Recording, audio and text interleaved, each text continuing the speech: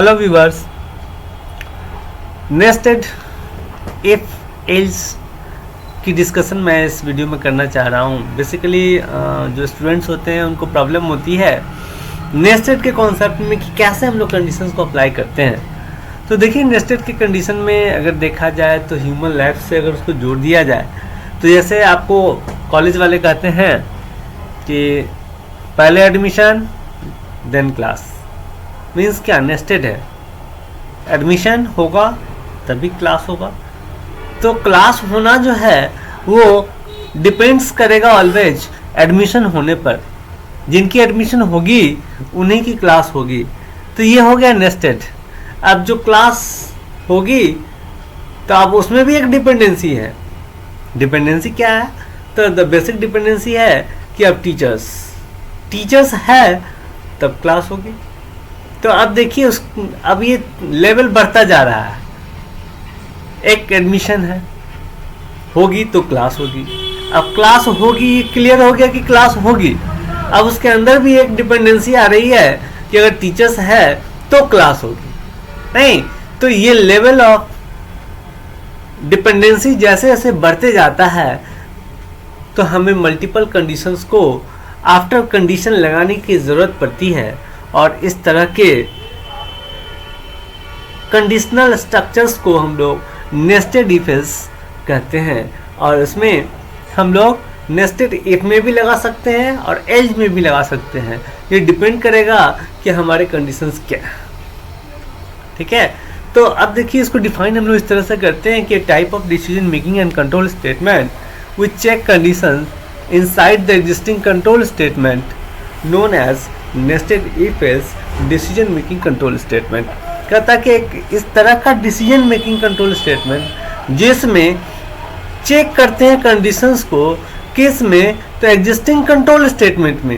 कहने का मतलब है कि पहले से एक कंडीशन वाला हमारे पास होना चाहिए और फिर उसके अंदर में जब दूसरे कंडीशंस को लगा करके चेक करते हैं तो इस तरह की जो हम लोग डिपेंडेंट कंडीशंस को चेक करते हैं is well known as nested if else statements. अब देखिए कि अगर ये नहीं है, अब इसके अंदर में कोई जरूरी नहीं है, यह एक ही होगा। Can apply multiple if else also includes, it depends upon what we needs. नहीं, अब जैसे कि हमने कहा कि एडमिशन है, लगा दिए यस, कंडीशन 1 एडमिशन है। आगे अंदर कहा कि यस एडमिशन है। फिर कहा कि allow to class allow, yes class allow, आ गया बच्चा क्लास में। अब यहाँ पर फिर कंडीशन लगा सकते हैं कि इफ कंडीशन 4 कि अगर टीचर है, यहाँ पर अब टीचर्स के लिए लगा दिए कि अगर टीचर है क्लास में क्लास होगी। नहीं तो इस तरह से हम लोग एक के अंदर में दूसरा, दूसरे के अंदर में तीसरा, ऐसे बहुत सारे स्टेटमेंट्स को, कंडीशंस को एज ए स्टेटमेंट ब्लॉक में यूज कर सकते हैं। तो इस तरह का जो कंडीशनल ब्लॉक्स है ये नेस्टेड इफ एल्स कहलाता है। अब अगर वो ट्रू नहीं है तो फिर एल्स में आ जाएगा और एल्स में आकर के फिर से कंडीशंस यहाँ लगा सकते हैं जरूरत पड़ने पर। अगर है तो गुड, नहीं है तो स्टॉप। तो इस तरह के कंडीशंस जिसमें डिपेंडेंट कंडीशंस हो नेस्टेड इफ एल्स स्टेटमेंट्स कहते हैं। चलिए इसका एक सिंपल एग्जांपल्स मैं दिखाता हूं आपको कि कहता है क्या कि टेक अ नंबर, एक नंबर लेना है, चेक करना है कि क्या ये नंबर जो है वो लेस देन 1000 है। अगर लेस देन 1000 है तब फिर कह रहा है कि ऑल्सो चेक क्या ये जो नंबर आपने लिया है ये एग्जिस्ट कर रहा है 200 और 500 के बीच में या नहीं कर रहा है। ठीक है, तो अब यहाँ पर देखिए कि दो पार्ट्स में डिवाइडेड है। ठीक है, और नॉट भी लगा हुआ है। तो अगर लेस देन 1000 है तो गुड, तभी वो 200 और 500 के बीच में होगा। और अगर ग्रेटर देन 1000 है या 1000 है तो डेफिनेटली वो 200 या 500 के बीच में नेवर एग्जिस्ट, वो कभी एग्जिस्ट नहीं करेगा।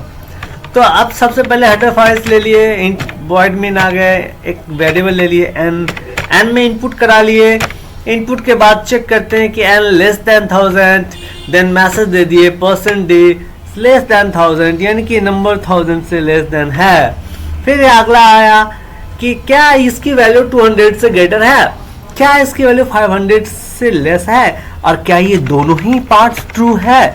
अगर ये दोनों ही पार्ट्स हमारा ट्रू है तो ये लॉजिकल एंड्स ऑपरेटर के through the condition will be satisfied. अगर इसके बीच में है वैल्यू तभी ये मैसेज दिखाएगा कि नंबर इज बिटवीन 200 एंड 500।